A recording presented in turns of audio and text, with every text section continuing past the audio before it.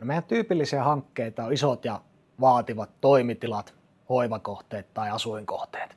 Jos esimerkkejä antaa, niin kerrostalot, hoivakodit, myymälät, logistiikkakeskukset ja toimistot. Myös kouluja ja pysäköintilaitoksia tehdään paljon. Tällä hetkellä meidän kaikki isoimmat projektit on tuolla pääkaupunkiseudulla.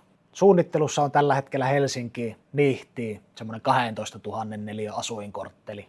Ja sitten Kannelmäkeen, vähän reilun 6 000 neliön hoivakoti.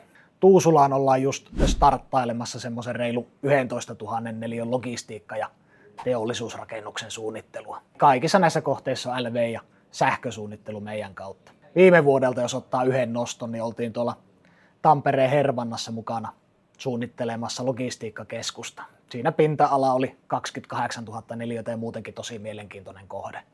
Siitä löytyy video meidän nettisivuilta ja YouTubesta, niin kannattaa käydä katsomassa.